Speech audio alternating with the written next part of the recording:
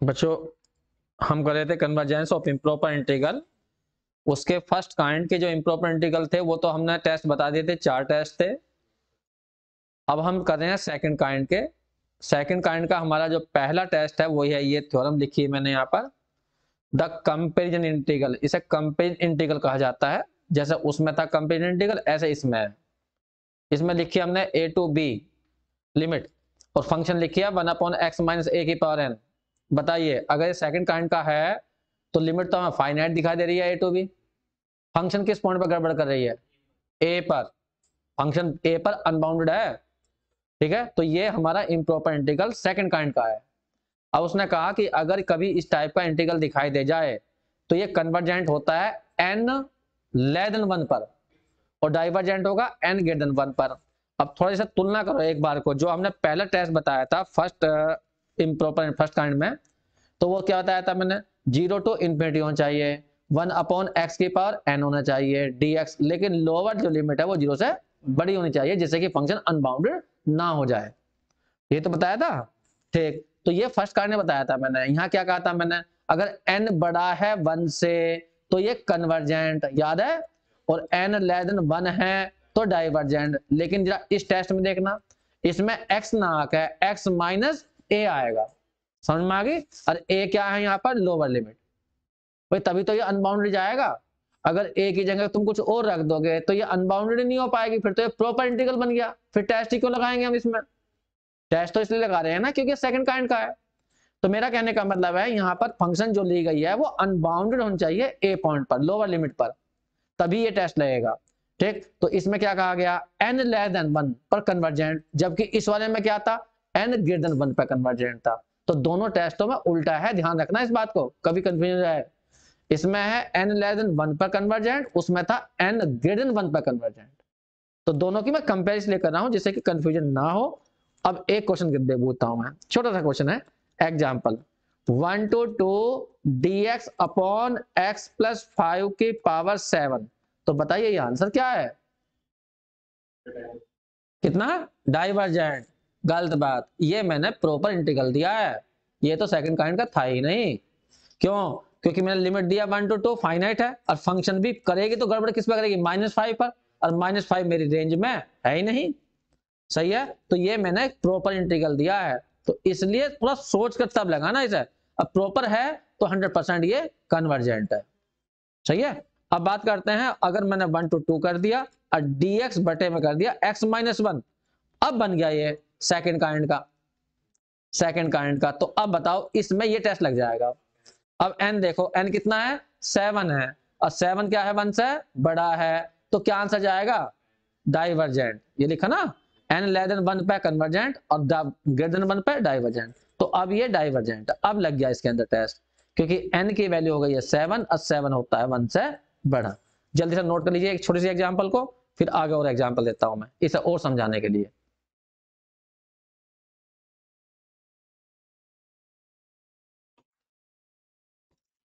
एक एग्जांपल और दी बच्चों मैंने, इस एग्जांपल को चेक करके दिखाइए। पहले ये बताइए सेकंड काइंड है भी या नहीं है? किस पॉइंट पर अनबाउंडेड जा रहा है ये? ऊपर, ऊपर लिमिट में। तो अब बताओ आंसर क्या गया? गलत बात। इसमें क्या प्रॉब्लम है? इसमें प्रॉब्लम है कि लोअर लिमिट पर ही अनबाउंड होना चाहिए, और ये है अपर लिमिट पर। तो कोई दिक्कत नहीं है, माइनस लगा के लिमिट चेंज कर लो। नहीं समझ रहे? तो डेफिनेट इंटीग्रेशन की प्रॉपर्टी का फायदा उठा लो। अब ये इस टाइप का बन गया, बन गया नहीं? लोअर लिमिट पर क्या हो गया तुम्हारा? अनबाउंडेड। सही है, अब लगा सकते हो तुम। तो अब क्या क्या हो गया बताइए? ये डाइवर्जेंट या कन्वर्जेंट? एन की वैल्यू कितनी है? 3/2। 3/2 कितना है? 1 से बड़ा, तो अब ये डाइवर्जेंट जाएगा, डाइवर्जेंट हो गया। क्योंकि माइनस से कुछ नहीं फर्क पड़ता, अगर इन्फिनिटी होगा तो माइनस इन्फिनिटी आ गया होगा, और यदि प्लस इन्फिनिटी होगा इसका आंसर तो माइनस इन्फिनिटी हो गया होगा, रहेगा तो डाइवर्जेंट ही। तो यहाँ पर लिख देना एन की वैल्यू है 3/2, और 3/2 हमारी 1 से बड़ी है, इसलिए ये डाइवर्जेंट का है। और देखिए और एग्जांपल देता हूं मैं तुम्हें। मान लीजिए तुम्हारे सामने क्वेश्चन इस टाइप का आ गया, 0 to 1, और यहाँ पर आ गया dx upon x minus 1 point या 0.5, 0.5 आ गया ये, और पावर आ गई -2। अब बताइए लिमिट फाइनाइट है लेकिन फंक्शन 0.5 पे गड़बड़ करेगी और 0.5 हमारी रेंज में आएगा तो फंक्शन अनबाउंडेड है। सही है, इसका मतलब क्या हुआ, ये इम्प्रॉपर इंटीग्रल है सेकंड काइंड का, ये तो कंफर्म हो गया सेकंड काइंड का। तो क्या हम इस वाले टेस्ट से इसका आंसर दे सकते हैं? हाँ दे सकते हैं, क्यों दे सकते हैं? 0 to 1 है, 0.5 यहाँ आएगा तो इसे दो जगह ब्रेक कर लो। नहीं समझ में आई? अब ब्रेक करो, पहले तो करो 0 to 0.5 तक dx बटे में कितना x माइनस 0.5 का स्क्वायर, फिर प्लस का लगा दो, फिर 0.5 से कर लो कहां तक 1 तक, और dx अपॉन क्या कर लो x माइनस 0.5। अब देखो सेकंड वाले में तो लोअर लिमिट पर अनबाउंडेड है तो इसमें तो लग जाएगी डायरेक्ट थ्योरम, इसमें अपर लिमिट पर है तो माइनस लगा के चेंज कर लो। समझ में नहीं आई बात तुम्हें? एक मिनट, +2 कर देते हैं, -2 तो चलो +2 कर लो, कैसे कर लो? हाँ बताओ। अब अभी आ जाएगा 0 to 0.5 और नहीं लिमिट चेंज करेंगे ना, यहाँ आ जाएगा तुम्हारा कितना 0.5 और ऊपर कितना आ जाएगा तुम्हारा 0 और यहाँ आ जाएगा dx अपॉन कितना x माइनस 0.5 का स्क्वायर। अब चेक कर सकते हो, बताइए पहले वाला इंटीग्रल क्या जाएगा डाइवर्जेंट और दूसरे वाला भी डाइवर्जेंट।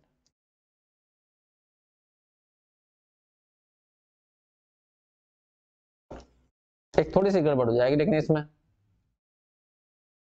फिर लिमिट निकाल के सोल्व करना पड़ेगा, इससे नहीं हो पाएगा क्योंकि ये इन्फिनिटी आ गया और माइनस इन्फिनिटी और ये हो जाएगा प्लस इन्फिनिटी, तो इन्फिनिटी माइनस इन्फिनिटी एक होती है इनडिटरमिनेट फॉर्म, ये बैठ जाएगी ना, इन्फिनिटी माइनस इन्फिनिटी तो इंडिटरमिनेट फॉर्म होती है ना, फिर उसे सोल्व करना पड़ेगा, ये दिक्कत हो जाएगी। सिंपल इंटीग्रेट कर लो, इससे नहीं हो पाएगा, ये इस टेस्ट से नहीं हो पाएगा।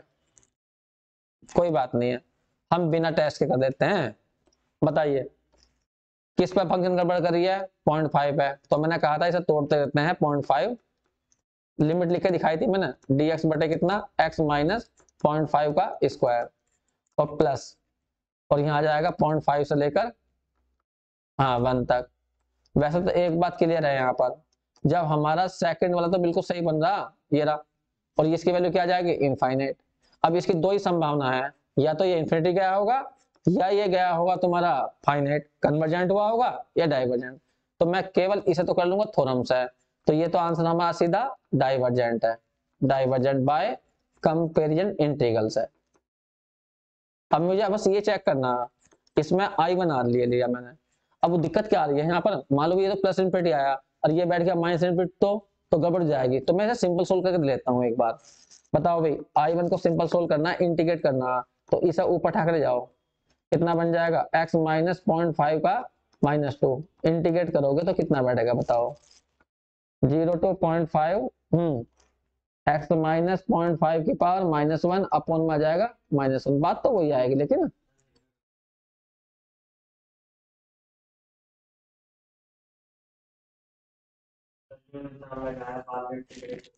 हाँ हाँ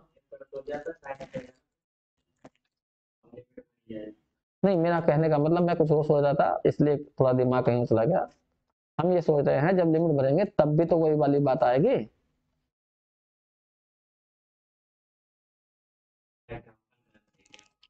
हाँ एग्जाम्पल कर ले रही है, ऐसे नहीं हो पा रहा है, छोड़ दो इस एग्जाम्पल को।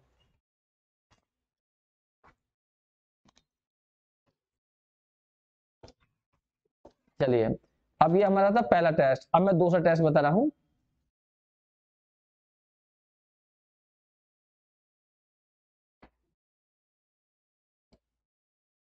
ये ना दूसरा टेस्ट है अल्टरनेटिव टेस्ट, जैसा उसमें अल्टरनेटिव था ऐसे ही इसमें अल्टरनेटिव है।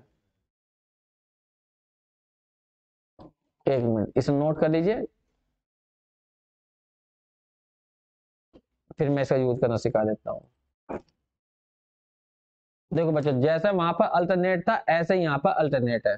पहले मैं वो अल्टरनेट याद ला देता हूँ, उसमें क्या होता था कि अगर कोई इंटीग्रेशन हमारा फर्स्ट काइंड का इम्प्रॉपर इंटीग्रल है और तुम कंपेरिजन टेस्ट लगा अल्टरनेट कंपेरिजन टेस्ट लगाना चाहते हो तो उसमें एक जीएक्स चुननी पड़ती थी, लेकिन जीएक्स की शर्त होती थी एफ एक्स अपॉन जीएक्स ऐसी चुननी है कि जिसकी लिमिट इन्फिनिटी पर कैसी आनी चाहिए फाइनाइट और नॉन जीरो आनी चाहिए, ये जो था।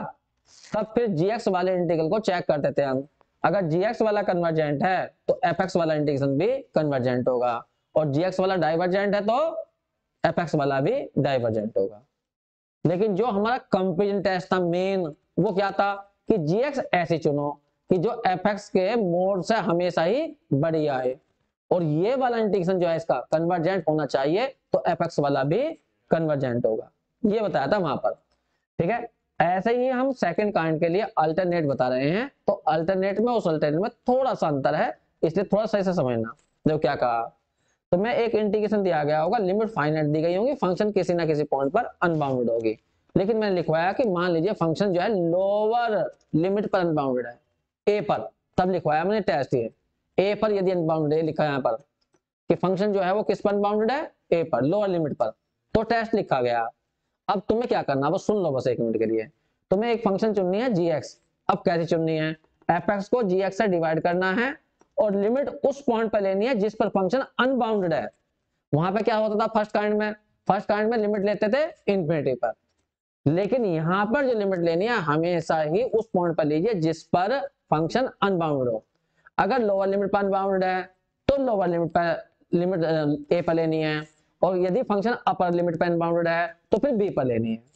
अब यहाँ प्लस क्यों लगाया, देखिए हम इंटीग्रेट कर रहे हैं ए और बी के बीच में, तो ए पॉइंट पर दो तरह की लिमिट निकलती हैं, एक लेफ्ट हैंड लिमिट और एक राइट हैंड लिमिट, लेकिन लेफ्ट हैंड लिमिट बाहर निकल जाएंगे रेंज से, तो इसलिए ए पर हमें क्या लिखा है, राइट हैंड लिमिट लेना। राइट हैंड लिमिट तुम्हें आती होगी, राइट हैंड लिमिट का फॉर्मूला होता है limit h tends to 0, function में 0 प्लस h कर देते हैं, और यदि लेफ्ट हैंड लिमिट होती है तो लेफ्ट हैंड लिमिट का फॉर्मूला क्या होता है, h tends to 0 f 0 minus h। हमें ऐसा कुछ नहीं करना क्वेश्चनों में, ये तो मैं बता रहा हूं इसका मतलब क्या है। तो a प्लस का मतलब ये कहा गया राइट साइड में लिमिट लेना, लेफ्ट की छोड़ दो, राइट हैंड लिमिट निकालना, ठीक है a पर। अगर वो लिमिट तुम्हारी कैसी आती है, डेफिनेट नंबर आता है लेकिन जीरो नहीं आना चाहिए, जैसा वहां कहा था फाइनाइट नॉन जीरो, तो यहाँ भी फाइनाइट नॉन जीरो ही होना चाहिए, तब दोनों इंटीग्रल या तो कन्वर्जेंट होंगे या दोनों डाइवर्जेंट होंगे। समझ में आ गई, बात वही है, बस इतना कंफ्यूज मत होना, इसमें जो लिमिट निकलती है वो इनफिनिटी पर निकलती है हमेशा ही, क्योंकि इसमें फंक्शन कैसी होती है, हमेशा बाउंडेड होती है, लिमिट तो गड़बड़ करती है फर्स्ट काइंड पे, तो इसलिए यहाँ लिमिट लिख दी जाती है इनफिनिटी पर। और लेकिन जो हमारे सेकंड काइंड के हैं उनमें जब अल्टरनेट लगाते हैं तो लिमिट उस पॉइंट पर ली जाती है जिस पर फंक्शन अनबाउंड। समझ में आ गई बात तुम्हें, तो यहाँ पे ये काम करना, अब एक क्वेश्चन करेंगे तभी समझ में आएगा। फिलहाल मैं इस टेस्ट को थोड़ा सा बी के भी लिखवा दूं, अगर बी पर अनबाउंड हो तो क्या करोगे तुम, एक मिनट, मैंने सही कहना हटा दिया, और मैं ये कहना चाह रहा हूं कि अगर फंक्शन हमारे बी पर अनबाउंड हो तो ये बात नोट कर लेना, ऊपर वाला ये सारा लिखवाया मैंने ए पर अनबाउंडेड, अगर fx क्या हो जाए, fx is unbounded, unbounded at x equal to B पर हो जाए, कहने का मतलब बी रखने पर फंक्शन की वैल्यू क्या बैठ रही हो, इन्फिनिटी, तब तुम्हें क्या करना है, तब तुम्हें जो यहाँ पर लिमिट जो लिखी है मैंने यहाँ पर, तो यहाँ x टेंड्स टू b लिखना है, लेकिन b पर निकालनी है लेफ्ट हैंड लिमिट, और यहाँ पर फंक्शन और यहाँ पर gx, तब ऐसा करना है।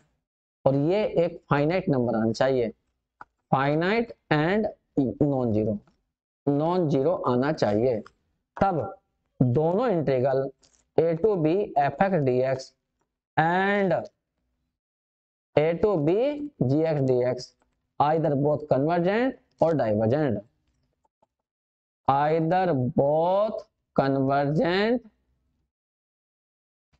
और डाइवर्जेंट, और डाइवर्जेंट टुगेदर, टुगेदर का मतलब एक साथ, या तो दोनों एक साथ कन्वर्जेंट होंगे या दोनों एक साथ डाइवर्जेंट होंगे, ये बात ध्यान रखनी है। अगर कोई कहने का बीच वाले पॉइंट पर होगी अनबाउंडेड तो फिर उसे दो जगह तोड़ लेना, और दो जगह तोड़ के अलग अलग करना। फिर अब मैं एक क्वेश्चन करूंगा तब तुम्हें समझाऊंगा कि देखो, बड़ी सिंपल से एग्जांपल ले रहा हूं मैं, किताब के अंदर एग्जांपल है 29,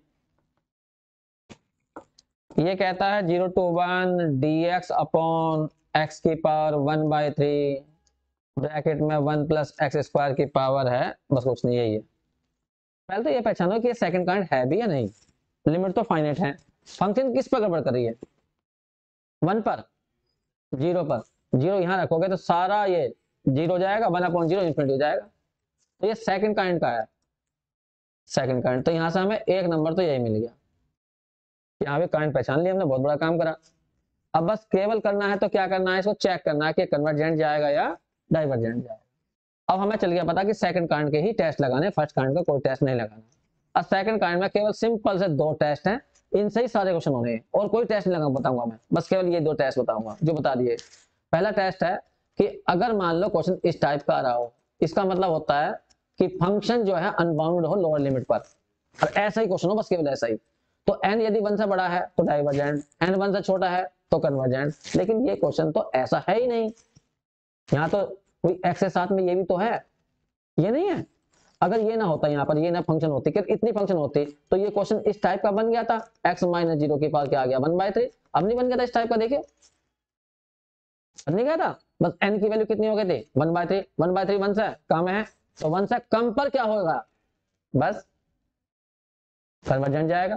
तो मेरा कहने का मतलब, लेकिन इस ब्रैकेट ने तो गड़बड़ कर दी ना, साथ में ये फंक्शन भी तो आ रही है इसके साथ में, तो इसे कैसे करूंगा वो तो मैं समझा रहा हूँ, बस 1 मिनट ध्यान देना। तो हमें ये चल गया पता कि इसमें कंपैरिजन इंटीग्रल टेस्ट तो लगने वाला नहीं है, तो कंपैरिजन अल्टरनेट जो है वो लगेगा। अब अल्टरनेट क्या कहता है, पहले एफ एक्स मान लो, चलो जी मान लिया, ये रही हमारी एफ एक्स। अब वो कहता है जी एक्स सुनो, जी एक्स तुम्हें बतानी, ये तो हमने एफ एक्स ली, और जी एक्स बतानी है तुम्हें, और ऐसी बतानी है कि एफ एक्स अपॉन जी एक्स करने पर लिमिट लेकिन किस पर निकालेंगे, जिस पॉइंट पर अनबाउंडेड है, किस पर 0 पर। तो ये लिमिट सोल्व हो जानी चाहिए और वो भी 0 नहीं आनी चाहिए।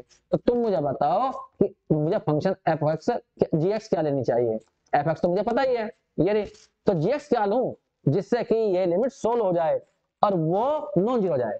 तो तुम्हें पता है क्या दिक्कत हो रही, 0 रखने पर ये तो गड़बड़ कर रही, ये वाला फैक्टर गड़बड़ कर रहा, इसी कारण तो फंक्शन अनबाउंडेड होती। अगर यही गायब हो जाए इससे तो लिमिट सोल्व हो जाएगी। तो जी एक्स की वैल्यू मुझे क्या लेनी चाहिए 1/x3।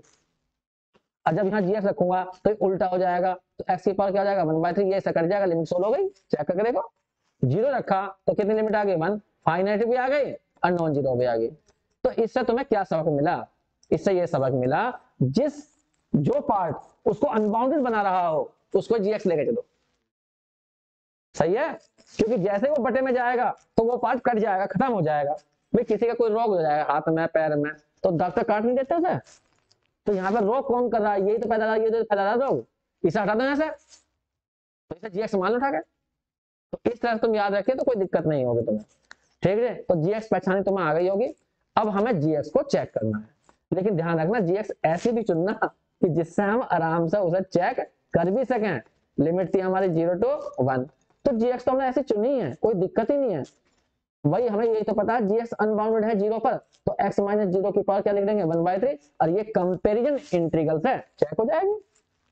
कंपेरिजन इंटीग्रल ये रहा, क्या था a to b 1/x minus a की पावर n dx हो, ठीक है। तो ये कन्वर्जेंट हो जाता है कब, जब n की वैल्यू 1 से छोटी होगी, और डाइवर्जेंट जब n की वैल्यू 1 से बड़ी होगी, ये तो था। अब बताओ यहाँ n कितना आया 1/3, 1/3 1 से कम है, तो क्या कहूँ इसे डाइवर्जेंट या कन्वर्जेंट, कन्वर्जेंट, इज कन्वर्जेंट, ये कन्वर्जेंट है क्योंकि n की जो वैल्यू है वो 1/3 है, 1/3 1 से कम है। तो हम कहेंगे सो बाई कंपेरिजन, या अल्टरनेट लिखना है कंपेरिजन टेस्ट लिखना, क्योंकि मुझे अगला टेस्ट तो बताना ही नहीं है, तो कंपेरिजन टेस्ट ही बोल दो अल्टरनेट ना बोल के। So by comparison test 0 to 1 F X D X भी हमारा क्या हो जाएगा इज कन्वर्जेंट, जो जी एक्स बैठा वही एफ एक्स वाला बैठ जाएगा, बस क्वेश्चन कंप्लीट हो गया। देखो बच्चों जैसे हमने ये क्वेश्चन किया, एक और एग्जांपल देख लीजिए, बुक की एग्जांपल नंबर 30 है, इंटीग्रेशन है 1 to 2 और dx अपॉन है अंडर रूट एक्स की पावर 4 माइनस 1, ये क्वेश्चन है। अब देखो लिमिट हमारी साफ दिखाई दे रही है, फाइनाइट है, लेकिन फंक्शन 1 पे गड़बड़ कर रही है, तो ये हमारा सेकंड काइंड का हुआ, ये रहा। अब सेकंड काइंड का है ये, तो हमारा कंपेरिजन इंटीग्रल तो लग नहीं रहा, कंपेरिजन इंटीग्रल तो ऐसा होना चाहिए था a to b dx upon function होनी चाहिए थी x माइनस a की पावर n, लेकिन यहाँ पे कितनी पावर चाहिए 4 जा रही है, फिर रूट जा रहा है, चलो रूट को हम 1/2 करके लिख भी ले में, तो यहाँ तो केवल x होता है, यहाँ आ रहा है x की पावर 4, नहीं समझ रहे, तो ये टेस्ट लग नहीं पा रहा, ठीक। तो फिर कोई बात नहीं है, उससे करो अल्टरनेट्स है, तो fx मान लो, तो fx के लिए तुम्हें एक gx चुननी पड़ेगी। तो कौन बताएगा gx क्या लेते हैं, अभी समझाया था। gx उसको लो जो तुम्हें दिक्कत पैदा कर रहा हो। तो दिक्कत कौन पैदा कर रहा हो, ये सारा दिक्कत कर रहा, तो इसे ही gx मान लो।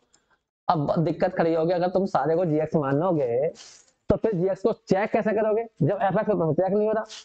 सही है, तो एक तरीका है यहाँ पर, हम fx के टुकड़े कर लें, टुकड़े हो जाएंगे, और उनमें एक टुकड़ा ऐसा होगा जो दिक्कत कर रहा होगा, सारा क्वेश्चन दिक्कत नहीं कर रहा होगा। एक्स स्क्वायर माइनस वन और इंटू में एक्स स्क्वायर प्लस वन, तो ये दिक्कत कर रहा, ये दिक्कत कर रहा।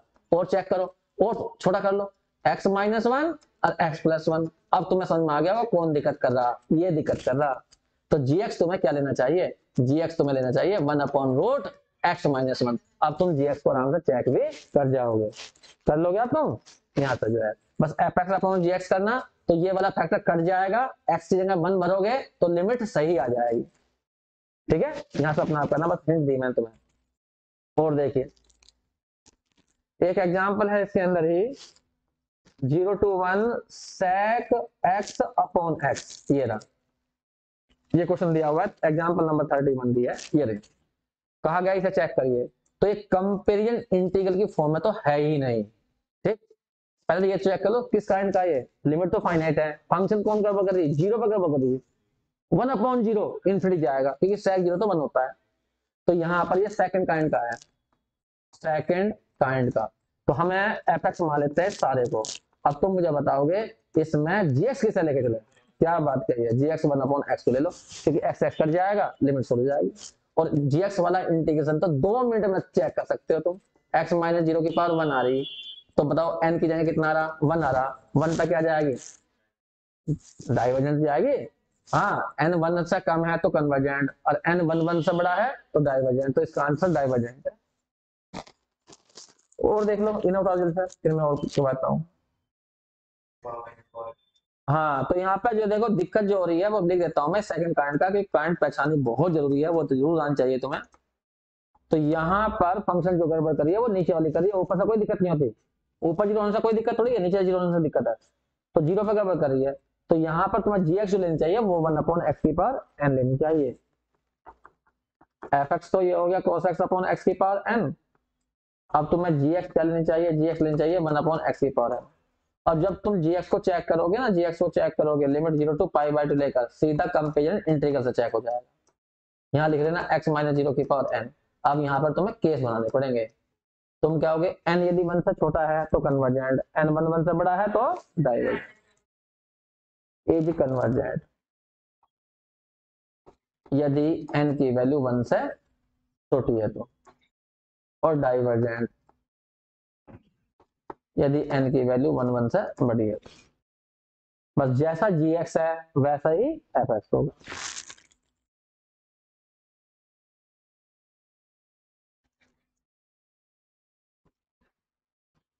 एक एग्जांपल है 38, बड़ी इंटरेस्टिंग एग्जांपल है, ये रही 38, कई बार पूछी गई है ऑब्जेक्टिव में। 0 to π/2 है और पीछे लिखा है log sin x, log sin x dx। चलो बताओगे बच्चा, साफ दिखाई दे रहा हमें। हाँ, यहाँ 0 रखोगे साइन 0 0 हो जाएगा, log 0 की जो वैल्यू होती है वो होती है माइनस इन्फिनिटी, तो यहाँ इन्फिनिटी बन गई, फंक्शन अनबाउंडेड है, इसका मतलब ये सेकंड काइंड का है। चलो जी, फंक्शन पहचान लिया हमने, फंक्शन हमारी है log sin x। अब तुम्हें gx बतानी है, gx क्या लूं, दिमाग लगाना, हिम्मत से काम लेना। मतलब fx अपॉन gx करने पर लिमिट सही निकल जानी चाहिए, ऐसी तुम्हें बतानी है gx। fx अपॉन gx करने पर लिमिट x टेंड्स टू 0, और यहाँ पर है log sin x, अपॉन बताना gx क्या लूं। चेक करो, पूरे को मानोगे तो फिर gx को चेक कैसे करोगे, कुछ और मानो। चलिए मैं बताता हूँ, नहीं दिमाग मारते, तुम यहाँ पर log x मानना। देखिए क्यों, जब तुम 0 रखोगे तो यहाँ 0 साइन 0 0, log 0 की वैल्यू माइनस इन्फिनिटी, और नीचे log 0 की वैल्यू माइनस इन्फिनिटी, तो इनडिटरमिनेट फॉर्म बन गए। अब तुम यहाँ पर हॉस्पिटल रूल लगा दो, जब एल हॉस्पिटल रूल लगाओगे तो ऊपर वाले को डिफरेंशिएट करोगे, करियो 1/sin x, sin x का cos x, इसका हो जाएगा वन अपॉन एक्स। थोड़ा सीधा कर लो इसे, जिससे कि हम लिमिट सोल्व कर सके आराम से, या ऐसा कर लो, चलो एक ही काम हो तो इसको लिख लो ऊपर, ये बन जाएगा तुम्हारा एक्स अपॉन साइन एक्स लिख दो और इंटू में कॉस एक्स, इसकी लिमिट 1 होती है, cos 0 1। लिमिट सोल्व तो हो गई। तो कुछ क्वेश्चन ऐसे भी हैं जिनमें दिमाग लगाना पड़ेगा तुम्हें, एकदम सीधी तरीके से जीएक्स पकड़ में नहीं आएगी। सही है, तो जीएक्स हमने ये ले ली, अब मैं जीएक्स को चेक भी कर सकता हूँ। अब मुझे जीएक्स को चेक करना, जीएक्स हमने क्या लिया वो बता दीजिए। 0 to क्या था, पाई बाई 2 कितना, लिमिट क्या थी, 0 to पाई बाई 2। चलो बच्चों अब इसे चेक करके दिखा दीजिए, चेक ही तो करना पड़ेगा। अब यहाँ पर कंपेरिजन इंटीग्रल तो लगने वाला नहीं है, क्योंकि जीएक्स तुमने क्या पकड़ी है, लॉग एक्स पकड़ी है ना, ये तो लिया था जीएक्स। तो लॉग एक्स का इंटीग्रेशन बताओ, बाई पार्ट करना पड़ेगा, फर्स्ट और सेकंड से। मैंने यहाँ पे लिख दिया जीएक्स जो लिया है मैंने वो ली है लॉग एक्स, एक मिनट, यहाँ पर ली लॉग एक्स। अब जब तक ये इंटीग्रेट नहीं होगा तो कैसे करूंगा मैं इसे, तो बाई पार्ट बताओ कैसे करते हैं, इसे मानते हैं सेकंड, इसे मानते हैं फर्स्ट। पहला ऐसा कैसे, पहला कौन है, लॉग लॉग एक्स है, पहला है लॉग एक्स और सेकंड का इंटीग्रेशन एक्स आ जाएगा। इसमें लिमिट भरेंगे हम 0 से लेके पाई बाई 2, फिर माइनस लिखेंगे, फिर हाँ लॉग एक्स का क्या हो जाएगा, लॉग एक्स का डिफरेंशियल 1 अपॉन एक्स और 1 का हो जाएगा एक्स। ठीक है, फिर इसका भी क्या करना पड़ेगा, दोबारा इंटीग्रेशन, और यहाँ आ जाएगा dx। इसमें भर के दिखाओ पाई बाई 2, यहाँ पाई बाई 2 रखोगे, यहाँ पाई बाई 2 आ जाएगा लॉग पाई बाई 2, लेकिन 0 रखने पे क्या हो जाएगा, यहाँ 0 आ जाएगा और यहाँ आ जाएगा लॉग 0। लॉग 0 की वैल्यू होती है -∞। तो इसे ऐसा मत करना, इसे तुम्हें लिमिट में लिखना पड़ेगा, क्यों बताऊंगा अभी मैं। इसको ऐसे लिखना, क्योंकि 0 रखने पर 0 और फिर log 0 की वैल्यू -∞, तो ये इनडिटरमिनेट फॉर्म बन रही है, तो ये ऐसे सोल्व नहीं होने की। इसे लिख लीजिए लिमिट के रूप में सोल्व करेंगे। इस वाले में क्या आ जाएगा, एक्स एक्स कट गया 1, 1 का हो जाएगा एक्स और लिमिट 0 to आ जाएगी पाई बाई 2।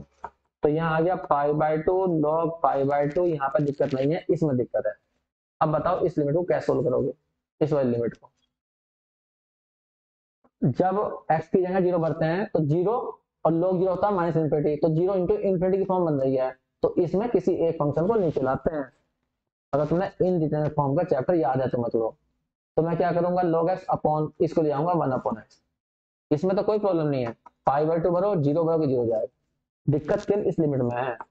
तो यहाँ पाई बाई 2 आ गया, यहाँ पर log पाई बाई 2 बैठ गया माइनस, इसमें लगाओ एल हॉस्पिटल रूल। तो एल हॉस्पिटल रूल क्या कहता है, ऊपर वाले का डिफरेंशिएशन, तो वो आ जाएगा 1 अपॉन एक्स और नीचे वाले का बैठ जाएगा माइनस के 1 अपॉन एक्स स्क्वायर। एक एक्स से एक एक्स कट जाएगा, एक्स पहुंच जाएगा ऊपर, फिर ये लिमिट आराम से सोल्व हो जाएगी। क्या जाएगा ऊपर जाके एक्स, एक्स लेंगे 0 तो 0 जाएगा है, ये आ गया और माइनस के पाई बाई 2। तो कुल मिलाकर आंसर ये आया, इन्फिनिटी आंसर नहीं आया, ये आ गया कितना आ गया, log पाई बाई 2 माइनस 1। तो ये हमारा आ गया फाइनाइट एंड यूनिक। इसका मतलब हुआ कि जीएक्स वाला जो इंटीग्रेशन है वो कैसा है, हमारा कन्वर्जेंट है। अगर जीएक्स वाला कन्वर्जेंट है तो एफ एक्स वाला भी कन्वर्जेंट जाएगा, क्योंकि इसकी वैल्यू फाइनाइट यूनिक आई है। नोट करिए। तो कुछ क्वेश्चन टेक्निकल भी हैं इसके अंदर, तो तुम इनको ये फिर भी ऐसे क्वेश्चनों को याद रख लग रहे हैं, 3-4 बार देखोगे ना तो रट जाएंगे क्वेश्चन जो है। 2017 में पूछा गया है, उससे पहले पूछा गया था एक बार और, वो मुझे सन याद नहीं है।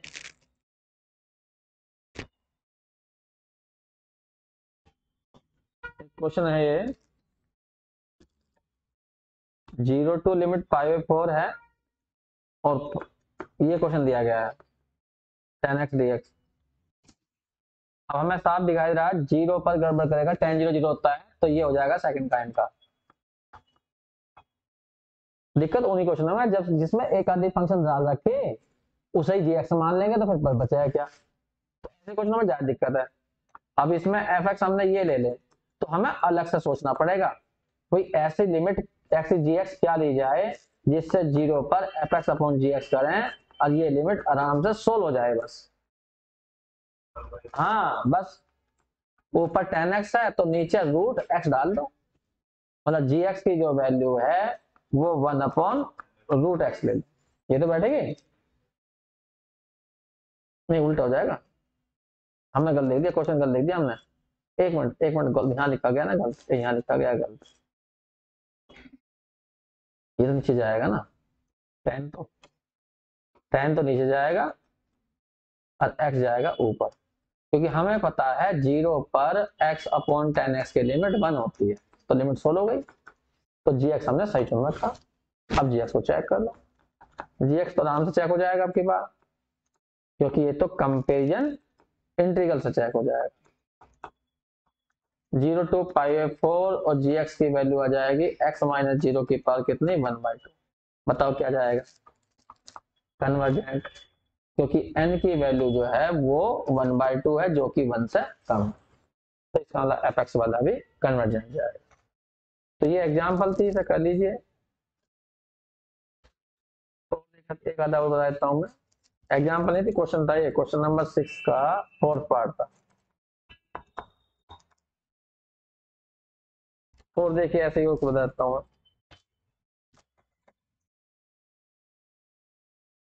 क्वेश्चन नंबर देखिए, एक और क्वेश्चन है 6 का ही, 6 का है ये 5th part. Sine x upon में है x की पावर 1 + n dx, लिमिट दी गई है 0 to π/2, ये रहा। तो ये भी सेकंड काइंड का है, गड़बड़ किस तरह कर रहा है 0 पर। अब तुम्हें बस gx बतानी है मुझे क्या लेनी है। fx तो हो गया तुम्हारा साइन एक्स अपॉन x की पावर 1 + n, तो gx कितना ले, 1 अपॉन x की पावर 1 + n, लेकिन गड़बड़ हो जाएगी अगर ये कर गया इससे, तो 0 पर तो लिमिट 0 आएगी, अगर 0 आनी चाहिए, लिमिट कैसे चाहिए, फाइनाइट नॉन 0 आनी चाहिए। हाँ एक x छोड़ दो ना यहाँ पर, तो x की पावर n ले लो, यहाँ ले लो 1 अपॉन x की पावर n। अब बताइए, एक बार लिमिट भी चेक करता हूं मैं 0 पर, तो fx अपॉन gx, ये sin x अपॉन x बचेगा, बस ये बच जाएगा। इसकी लिमिट होती है 1, जो कि फाइनाइट भी है और नॉन जीरो भी है।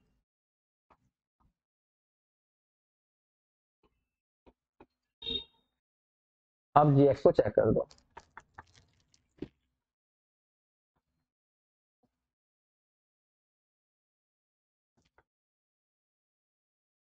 तुम क्या समझ रहे हो कि फिजिक्स पढ़ने के बाद में नंबर बढ़ जाएंगे? नहीं गुड़िया, पढ़ने के बाद तो बढ़ते हैं, मानने वाली बात है, लेकिन जो वो थ्योरी पढ़ा रहे हैं, कोई भी पढ़ा रहा है, मान लीजिए, मैं उनकी बात नहीं कर रहा किसी की भी, तो क्या वही क्वेश्चन आएंगे ऑब्जेक्टिव में? गुड़िया बहुत बड़ी, मान लीजिए मैं ही क्वेश्चन मैं पढ़ा रहा हूँ, यहाँ पर क्वेश्चन करवा रहा हूँ, अब उन्हें क्वेश्चन बदलने हैं, ऑब्जेक्टिव तो है, तो कहीं पावर तो चेंज करनी, कहीं कुछ करना, बस हो गया चेंज। तो मेरे पढ़ाए हुए कैसे सकते हैं, ऑब्जेक्टिव तो कितने ही बना लो। तो जो थ्योरी होती है बस फिजिक्स में, केवल वो थ्योरी सही से पढ़ लो और कुछ नहीं करना उसको, जो है उसमें से बनते हैं, कैलकुलेशन तो कुछ है नहीं उसके अंदर ऐसी बड़ी ज्यादा जो है, तो सिंपल क्वेश्चन वैसे ही बनने हैं बस। चलो बच्चों बताओ इसमें क्या आएगा। हाँ एन पर डिपेंड है ना, तो लिखोगे कन्वर्जेंट, हाँ अगर एन की वैल्यू 1 से कम हो, और डाइवर्जेंट अगर एन की वैल्यू 1 से बड़ी, बस यही एफएक्स हो जाएगा। तो ये क्वेश्चन नंबर 6 है, 6 के सारे पार्ट कर लेना, ये सारे इसमें ही है, फर्स्ट काइंड का ही, वो सेकंड काइंड का। और जो उसके बाद में क्वेश्चन नंबर 7 है, 7 में सारे क्वेश्चन है थर्ड काइंड का। देखो लिमिट भी इनफाइनाइट है, फंक्शन भी गड़बड़ कर रही है, तो उसे चलो कल करते हैं।